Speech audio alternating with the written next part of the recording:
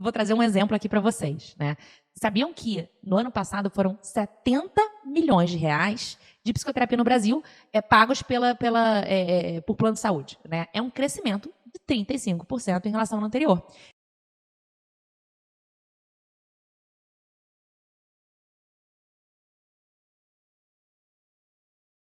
Olá, pessoal, sejam muito bem-vindos e muito bem-vindos a mais um episódio do RH Cast, a nossa sexta temporada. Eu sou a Jéssica Martins, eu sou CEO da People Company, que é um ecossistema de educação que desenvolve profissionais de RH. Dentro desse guarda-chuva, a gente tem diversos produtos e conteúdos que desenvolve desde quem está iniciando na área de RH até quem quer empreender. E dentro desse gapzinho aí, a gente tem também várias alternativas de desenvolvimento para quem é especialista e quem é liderança de RH também.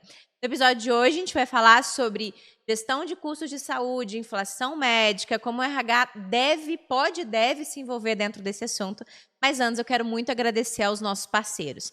Hoje a gente tem aqui, como parceiros dessa sexta temporada, a gente tem a Evolve, para você que está buscando soluções de consultoria em recrutamento.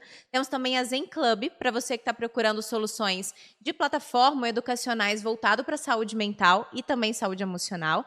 E o iFood Benefícios, para você que está buscando levar flexibilidade para a gestão de benefícios da sua empresa. E para falar sobre o tema, que eu já dei um spoiler para vocês aqui no começo, eu trouxe a Maria Barreto, que é especialista nesse assunto, para a gente conseguir desconstruir, construir algumas coisas e trazer um entendimento técnico e profundo para você sobre o sistema de saúde, sobre gestão, sobre custo e sobre como que o RH deve intervir nesse processo. Maria, seja muito bem-vinda, meu amor. Se apresenta para gente. Obrigada, Jéssica. Olá, pessoal. Bom, meu nome é Maria Barreto. Como a Jéssica falou, eu tenho uma longa trajetória no mercado de saúde suplementar. Foram 13 anos em plano de saúde, eu rodei todas as áreas, fui trainee, até chegar a diretora de produto, entre a Mil, Notre Dame Intermédica, Apivida. E tem há um ano, mais ou menos, que eu estou, um ano e meio, trabalhando na Zen Club com saúde mental corporativa, e agora assumi como vice-presidência da Conexa Saúde, que é o maior ecossistema de saúde digital da América Latina. Eu estou super feliz de estar aqui, vai ser um prazer de desmistificar um pouquinho o papel do RH e ver como é que a gente consegue treinar também essa área que é tão importante e relevante na gestão de custo médico. Muito bom. E, inclusive, é um dos maiores custos hoje dentro de um negócio. A gente está falando de custo de pessoal e de custo de plano de saúde, por exemplo. Mas a gente vai chegar lá. Vamos devagarzinho, vamos começar aqui contextualizando. E, para isso, eu queria que você contasse um pouco da sua visão sobre o mercado de saúde e como ele vem evoluindo ou não, nesse aspecto de custo e tudo mais, ao longo dos últimos anos, para a gente dar um panorama geral para quem está nos ouvindo. Vamos lá. Super complexo, né? Então, a gente, quando fala de plano de saúde é regulado pela ANS, que é a Agência Nacional de Saúde, é regulado desde 99, né? E hoje a gente tem, desde contratos de pessoas físicas, por exemplo, que o reajuste é controlado, como a grande maioria do mercado é do segmento corporativo, ou seja, as empresas têm um papel super relevante quando a gente fala de plano de saúde. São mais ou menos 70% das pessoas que têm acesso a plano de saúde no Brasil são porque tem acesso corporativo, ou seja, o empregador é fundamental em viabilizar esse acesso a plano de saúde. Hoje no Brasil são 50 milhões que têm acesso a plano de saúde, então a gente está falando mais ou menos 25% da população brasileira tem acesso a plano de saúde. E o que é super complexo, assim, você sabia que o plano de saúde é o segundo item mais desejado pelo brasileiro? Não sabia. Só perde da casa própria. E por que é tão desejado? Assim, é super desejado, só que só 25% das pessoas têm. Porque é muito caro. E por que é muito caro? Ele sempre foi caro, mas ele foi ficando cada vez mais caro. Acho que todo mundo que é do RH, deve estar se identificando com o tal da inflação médica, que é a inflação dos custos da saúde. Ele gira em torno de 2 dígitos, sabe? Tempos e tempos. Então, um plano que no ano passado era R$100, esse ano deve ser 120. No ano que vem vai ser 140. E o RH fica no meio disso tentando regular, Então é super complicado. Enfim, esse é uma dos pontos que a gente vai endereçar pra caramba hoje, Muito bom. E aí, quando você fala sobre esse aumento desse custo, o que ocasiona ele? Assim, são coisas que a gente tem controle, a gente como empresa, a gente consegue ter algum tipo de controle ou não? É uma coisa que é inerente a questão em si do plano de saúde? O que envolve esses custos e esse aumento? Super importante a gente repensar sobre isso, porque é óbvio que parte relevante dessa inflação, ela também ela acontece por conta do mau uso, né, das pessoas, que pode ser até uma falta de educação de como utilizar. Então, na minha visão, o empregador e principalmente o RH tem um papel muito importante de ajudar na navegação correta desse paciente. O que eu estou falando? Tá.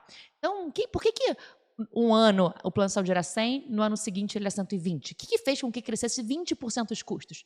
Certamente, tem uma parte que o RH não controla. Por exemplo, novos procedimentos foram incorporados ao rol, novos medicamentos. Recentemente, todo mundo deve ter escutado falar do aumento das terapias do autismo, por exemplo, né, que foi um bafafá danado, porque trouxe um aumento de custo que antigamente não era precificado.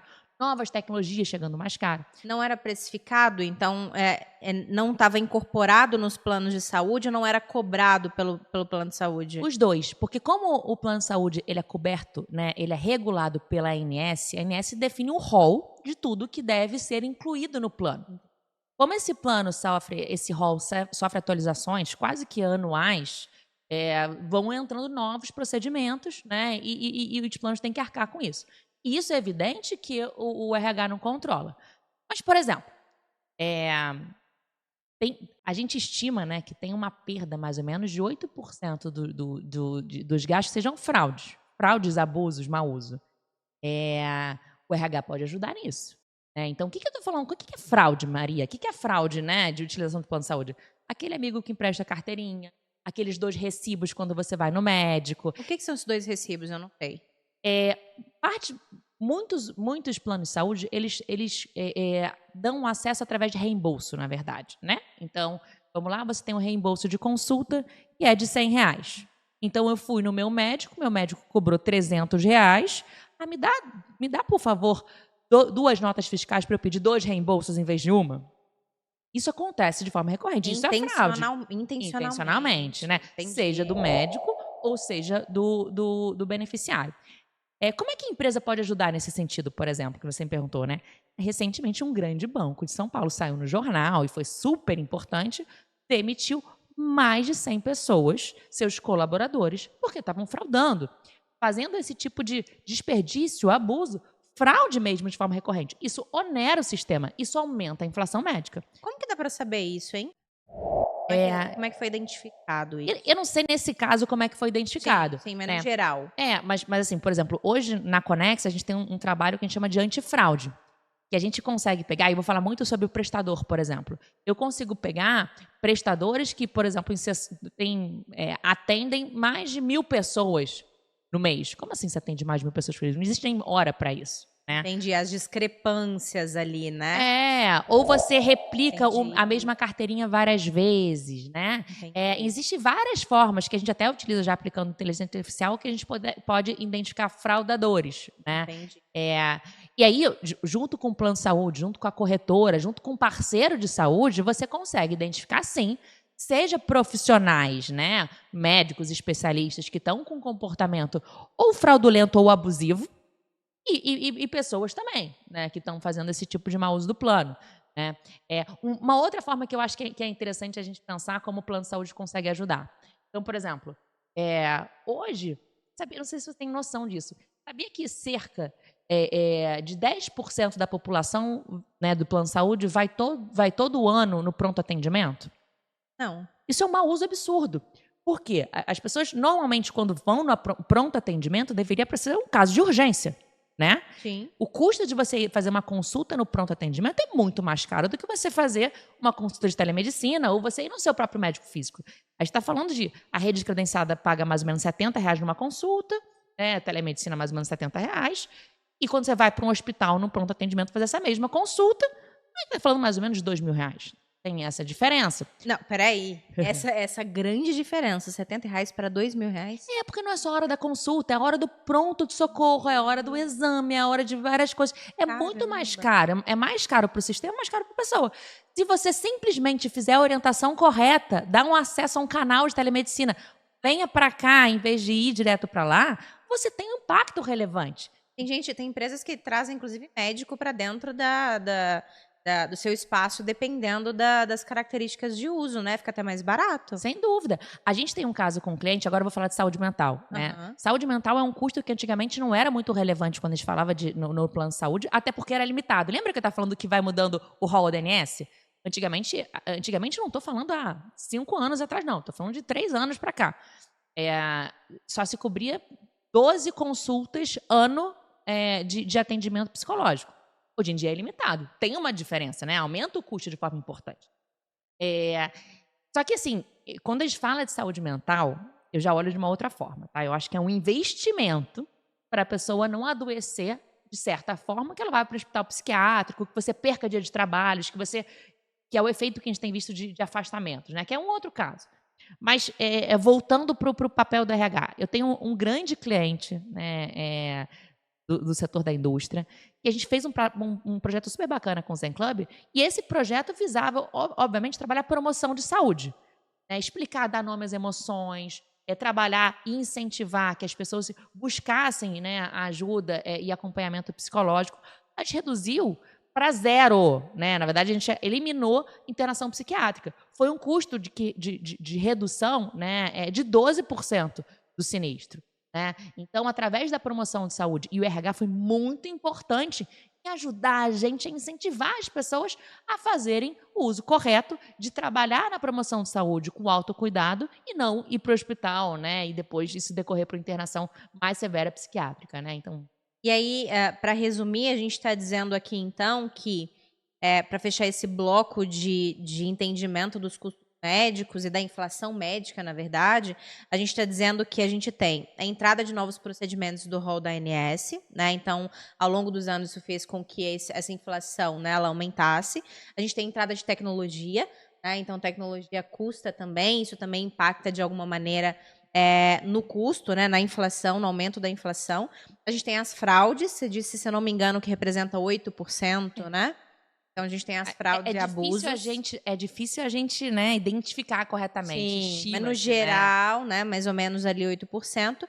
E que são coisas, no caso da entrada de novos procedimentos e tecnologia, a gente não controla, né? Então, é algo que o RH não consegue intervir, mas é importante que você saiba e conheça o que interfere, até mesmo na hora que você estiver conversando ali com a liderança, né, falando com as pessoas que você precisa reportar esses custos, por exemplo, olha, isso aqui a gente não controla, isso aqui independente das ações que a gente fizer, a gente vai entrar dentro disso aqui porque não tem jeito.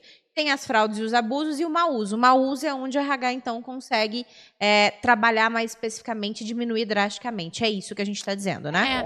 Obviamente que a gente tem as doenças crônicas, né, a gente tem as inflamações, assim por diante.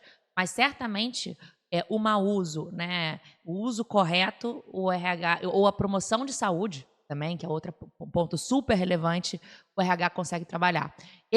Promoção de saúde, vou dar só um outro exemplo que é claro como isso, né? Você está linda grávida agora. Obrigada. Né? Super, vocês duas estão aqui juntas. Eu tenho convicção que você está fazendo seu pré-natal, né? Porque todos os meses você está indo fazer seu pré-natal.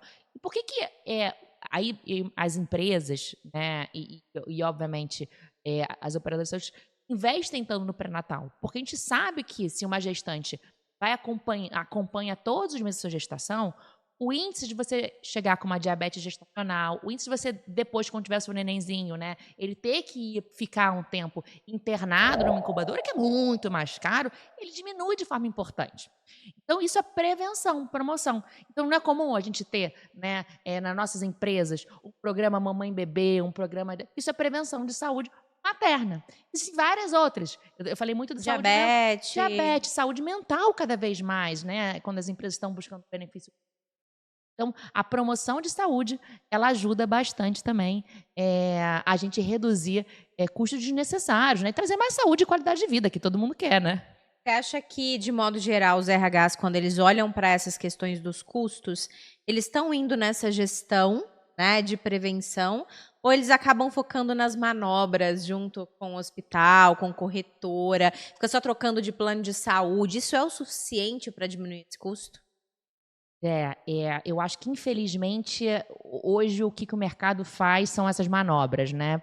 E porque é complexo, né, gente? Acho que eu estou falando já aqui há uns 15 minutos, explicando, né? Tentando explicar de uma forma simples algo que eu sei que é difícil.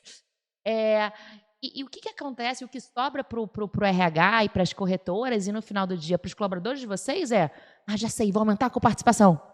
Já sei, eu vou reduzir a rede. Eu vou tirar acesso daquele hospital que é caro.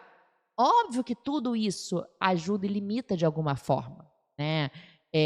Mas existem outras coisas muito mais saudáveis, né? Que vão trazer melhor qualidade de vida para o colaborador de vocês e vai trazer uma redução do sinistro. Muito bom. E como que você acha que a gente consegue tratar isso de forma definitiva? Assim, tem uma jornada única, um caminho único? O que as empresas, os RHs que estão nos ouvindo, podem fazer para interferir de forma significativa nessa gestão de custo?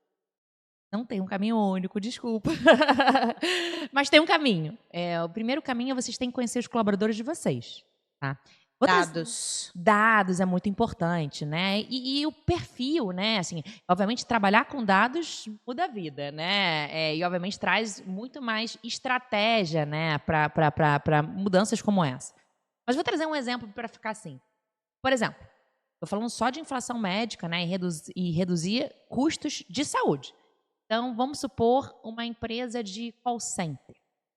Empresa de call center, alta rotatividade, muitos jovens, né? Muitas mulheres em idade fértil. Vamos lembrar que plano de saúde, segundo o item de maior desejo dos brasileiros, e quase ninguém consegue ter. Grande parte do sistema é abastecido pelas empresas. As pessoas entram nas empresas para poder ter acesso ao plano de saúde. Isso é real, né? O time de RH sabe disso. Então, por exemplo, um grande problema que a gente vê para a gestão de sinistro nos call center é a questão das gestantes. Porque muitas mulheres conseguem um trabalho mais fácil para você conseguir entrar, né, muitas vezes no call center, para ser mãe. Né? Então, se você não conseguir aplicar uma meritocracia, né, que é como é que eu consigo, só vou dar acesso ao plano de saúde eventualmente depois de um tempo, o RH pode acabar captando, atraindo mais mulheres com a intenção de serem mães. Uma outra coisa que é curioso, que eu já... E se você, só um ponto, assim, porque se você não olha para os dados, não olha para o comportamento e não olha como... quais são as causas que afetam esses custos, por exemplo, no plano de saúde, você não consegue ter essa percepção. Será que na minha empresa, que é uma empresa de call center, as pessoas realmente, quando entram aqui depois de um tempo, elas engravidam? Se você não olha para os seus dados, você não consegue perceber esse comportamento para tomar uma decisão de mudança de processo, por exemplo, né? Sem dúvida. E conhecer o seu colaborador. Ainda sobre o call center, uma outra coisa que acontece muito muita gente entra para poder fazer cirurgia bariátrica. Porque, mais uma vez, as pessoas que têm desejos de fazer cirurgias bariátricas, é caro, é difícil você fazer no SUS. Né? E aí, como é que eu consigo viabilizar alguém para pagar meu plano de saúde? Isso são questões reais que eu estou trazendo. Quando ter esse olhar para poder entender o que está acontecendo com a minha empresa faz com que eu tenha medidas mais assertivas. Um outro exemplo totalmente diferente. Eu quero trabalhar, eu estou com um custo muito alto de sinistro e eu tenho uma empresa de caminhoneiros. Né? O que acontece com os caminhoneiros? Eles passam horas sentados dirigindo. Existe uma incidência absurda de problema em cirurgia de coluna. Como é que eu trabalho entendendo que isso acontece, né, com o meu trabalhador, porque faz parte da atividade fim dele? Como é que eu coloco ginástica laboral? Né? Como é que eu trato de uma forma diferente isso que é importante para essa população? Então, eu concordo muito com você que um RH consegue sim ter medidas mais assertivas se ele conseguir entender a fundo qual que é o perfil de colaborador que ele tem, né, através de informação, de dados, entendimento, e aí sim montar um programa de promoção de saúde em função daquela dor que pode ser diferente da outra empresa. E o que a gente está falando aqui até agora, tá, gente? Vamos recapitular aqui, então. Primeiro, a gente precisa ter entendimento, conhecimento técnico da inflação médica. Então, o que está acontecendo com o mercado de plano de saúde? O que está acontecendo com esse comportamento do consumidor? O que está acontecendo ali com as normativas da ANS? Né? O que está entrando? O que está saindo? Como é que está funcionando? Entendendo isso, a gente vai conseguir perceber o que está sob o nosso controle e o que não está sob o nosso controle. Então, a gente trouxe aqui algumas alternativas para você conseguir trabalhar. Mas grande parte do que o RH pode fazer está muito relacionada à prevenção. Então, a Maria trouxe excelentes exemplos. Então, se a gente tem uma empresa de caminhoneiros, que as pessoas ficam muito sentadas, e existem outras atividades, né, que as pessoas ficam sentadas por muito tempo. você consegue, por exemplo, fazer uma análise de dados, entender qual que é o comportamento no plano de saúde da característica, considerando a característica dos seus colaboradores. A mesma coisa uma empresa de call center ou qualquer outra empresa. A sua empresa, ela tem dados, independente de você acessá-los e organizá-los e analisá-los, né? Então, principalmente pensando em plano de saúde, você consegue intervir. Então, de forma preventiva, é que a gente realmente vai conseguir diminuir os custos com o plano de saúde. Então, em resumo, até aqui é isso, né, Maria? Sem dúvida. E um dado adicional, né? Falar de promoção de saúde, de prevenção, como a gente está falando, não é uma coisa nova. Muito menos nova quando a gente fala para plano de saúde. A grande dificuldade que o plano de saúde tem é como é que eu vou engajar as pessoas para poder fazer promoção de saúde. Eu já te dei esse exemplo algumas vezes, que a gente não é de hoje, só que a gente conversa, né, Jéssica? Mas um exemplo clássico para mim de prevenção de saúde, eu sempre gosto de trazer essa informação que para mim é fácil de entender, é a saúde bucal. O que é saúde bucal? O que é prevenção de saúde na saúde bucal? Eu tenho uma filhinha, minha filhinha Duda, ela tem 4 anos. Todo dia, de manhã, Duda, vai escovar o dente. Duda, vai escovar o dente. Depois do almoço, Duda, vai escovar o dente. Duda, já escovou o dente. Eu espero que quando ela tiver a minha idade, com 40 anos, ela escove o dente. Isso é prevenção, isso é promoção de saúde. A gente instrui a vida inteira, na verdade, né? A vida inteira, toda a infância daquela pessoa, para ele poder entender que prevenção de saúde bucal é escovar o dente todos os dias e uma vez por ano no dentista, de 6 meses no dentista. Isso é prevenção. O grande problema é que as empresas o plano de saúde está muito distante do colaborador final. Então, tem várias coisas que a gente pode fazer em termos de prevenção que são muito mais assertivas quando a empresa consegue fazer isso. A empresa acessa, por exemplo, a gente está aqui no iFoods, né? Eu vim andando aqui pelo ambiente do iFoods, é uma empresa linda, né? Eu fui vendo como é que eram os ambientes comuns, né? Um monte de aqui, a área de refeitório. Será se aqui faz sentido eu fazer um evento para falar sobre isso? Onde é que é a melhor forma de eu colocar quadro de aviso? A minha empresa é 100% digital, mas funciona no meu All Hands falar sobre isso. Então, não tem um caminho único para falar de prevenção. Quem conhece os colaboradores, as formas mais assertivas de conversar com os colaboradores, são as empresas, são os RHs. Então, é muito importante o RH utilizar esse canal que ele conhece, direto com o seu colaborador, que é personalizado, para poder fazer a mensagem chegar. Isso é, pelo menos, a impressão que eu tenho, né? Não sei se você concorda, mas dado as outras questões, né, especialmente de fraude, enfim, abusos, de modo geral, as pessoas, o ser humano, ele não tem tanta consciência, tanto conhecimento acerca de como usar o próprio plano de saúde, né? Então, às vezes ele está indo no pronto-socorro porque ele acha que é o melhor caminho e não conhece outros caminhos. Então, ele, por falta de conhecimento, está tomando rotas que não são viáveis. E se você informa, isso já reduz drasticamente o custo, né? Sem dúvida, sem dúvida. E quando a gente fala de plano de saúde, a gente tem uma diferença absurda entre próprios planos, né? Desde um plano mais superior, que a gente está falando quase 100% de reembolso, hospitais hiper premiums, que é muito difícil o próprio plano ou colaborador endereçar na navegação correta do paciente, porque ele tem um cheque em branco. Né? Eu vou lá, tenho um cartão de crédito, eu faço o que eu quiser, enfim. Então, o RH conseguir endereçar, direcionar, regular, quando o RH desse banco que eu falei, né, demitiu um monte de gente, isso foi uma sinalização clara que ele está regulando, né, que ele está controlando aqueles caixas desse cartão infinito, né? E certamente teve um impacto importante depois no sentido das outras pessoas que deixaram de fazer esse tipo de comportamento. Então, certamente isso aqui é diferente quando a gente tem um produto hiper restrito que só tem acesso àquele hospital, né, aquele ambulatório, eventualmente até para poder agendar consulta demora muito, isso não é nem bom. Então, o RH consegue instruir a melhor forma de fazer uso e trazer ferramentas complementares para poder ajudar nessa promoção de saúde, como a telemedicina, como o programa de saúde mental e assim por diante.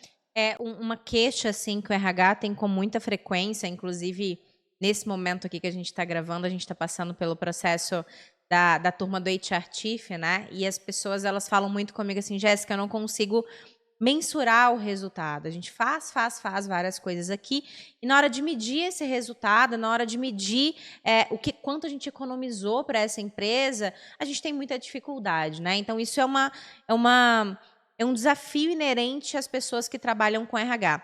Como na sua visão, enfim, não sei se tem algum case, alguma coisa que você consegue trazer, para ajudar o RH a trazer numericamente os resultados que se tem quando você trabalha com saúde mental e emocional, por exemplo?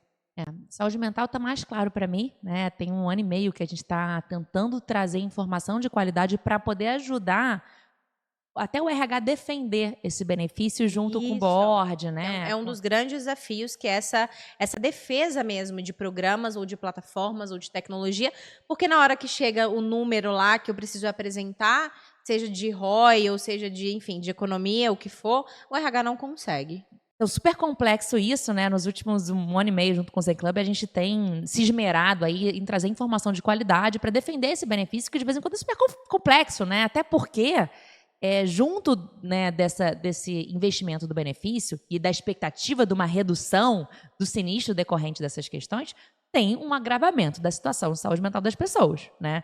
Então, por exemplo, vou trazer um exemplo aqui para vocês, né? Sabiam que no ano passado foram 70 milhões de reais de psicoterapia no Brasil pagos por plano de saúde, né? É um crescimento de 35% em relação ao ano anterior. Se a gente está falando tanto de inflação médica aqui, né, da dificuldade de controlar a inflação médica hoje no Brasil na casa de 15%, quando a gente fala que cresceu 35%, está crescendo a inflação médica também decorrente desse adoecimento da população em relação à saúde mental. E esse é só o começo, né? Quando a gente está falando desse assunto, ele é um assunto que tá em crescimento, né? Está em crescimento. E o custo, eu sempre falo isso, o custo da psicoterapia é o custo barato do negócio, né?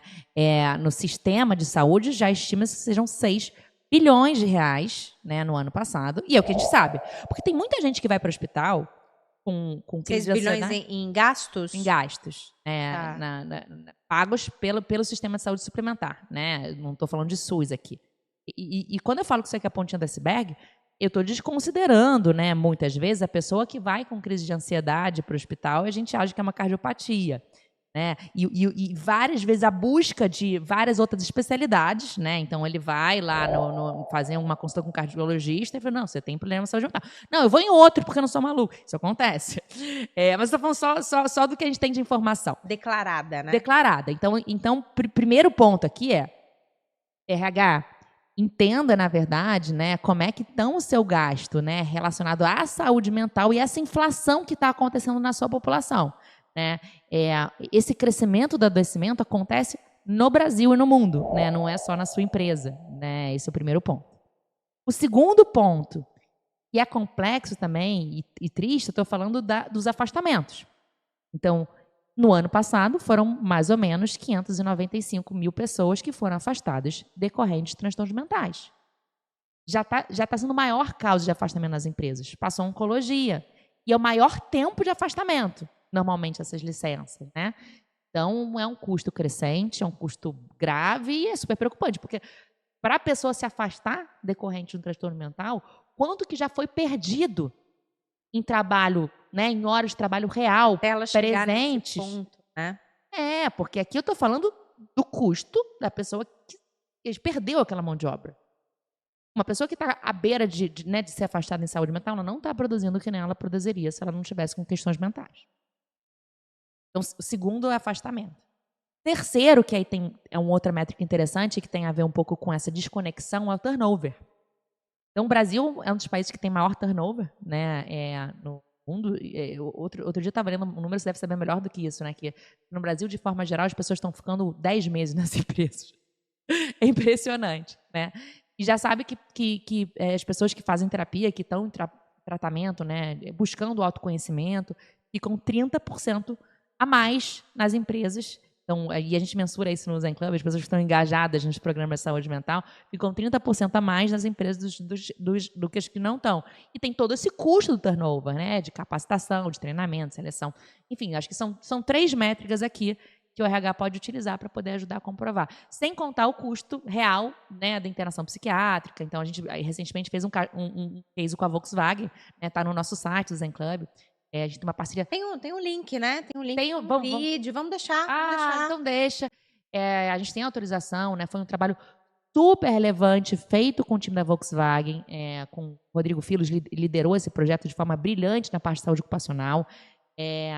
O RH foi fundamental para a gente poder trabalhar engajamento das pessoas. Então, a gente foi, por exemplo, dentro dos ônibus fretados da Volkswagen, captar a pessoa para o programa, fomos nas fábricas, e a gente está vendo, como eu falei, a gente zerou a internação psiquiátrica de todo mundo que estava no programa, né? Então, é muito gratificante como a gente consegue começar a correlacionar, né, engajamento, pessoas fazendo a prevenção, a promoção da saúde, consegue impactar diretamente no alto custo, que é a internação psiquiátrica.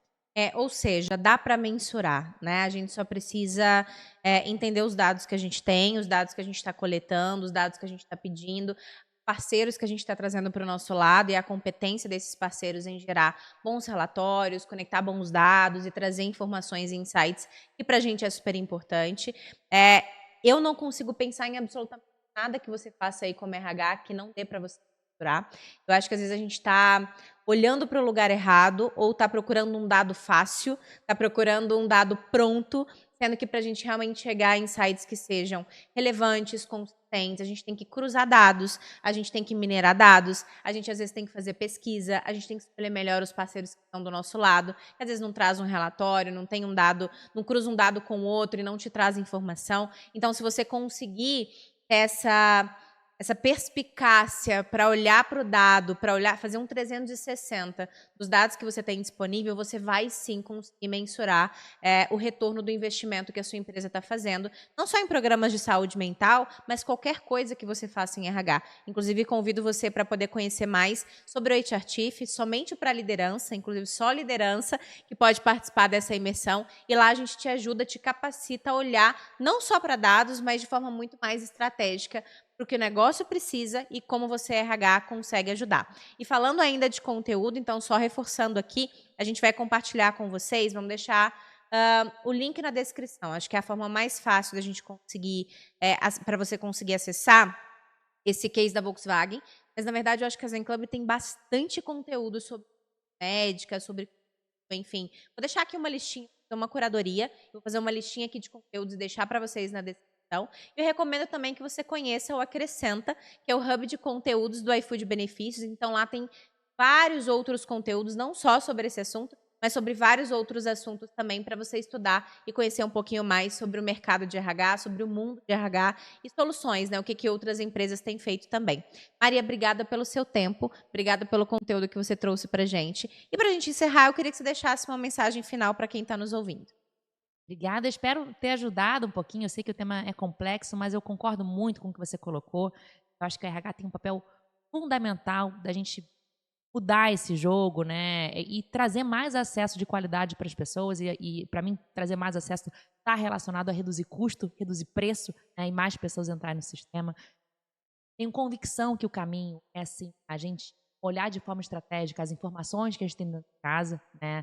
A gente no Zen Club, por exemplo, recentemente a gente lançou, através de inteligência artificial, uma possibilidade, né, para os times de RH e para os times de saúde perguntarem, né, as informações de forma simples e natural e trazer em campo estruturado, visões. Então, por exemplo, quantas pessoas hoje na minha empresa estão com risco de depressão?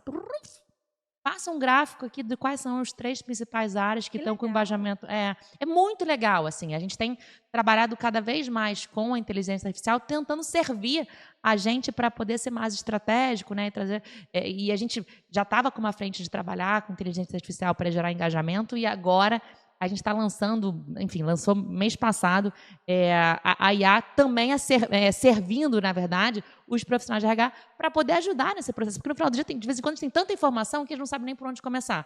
Então, vamos começar em linguagem natural, perguntando, despertando o interesse, né? E deixando o sistema voltar para a gente com informações relevantes. Então, convido todo mundo a conhecer também o Zen Club. Quero agradecer demais estar aqui com vocês hoje, foi um prazer. Uma mensagem final, assim, para quem está nos ouvindo, que trazer uma frase, assim, falaria. Nossa, uma frase. A gente que fala tanto frase é difícil, né?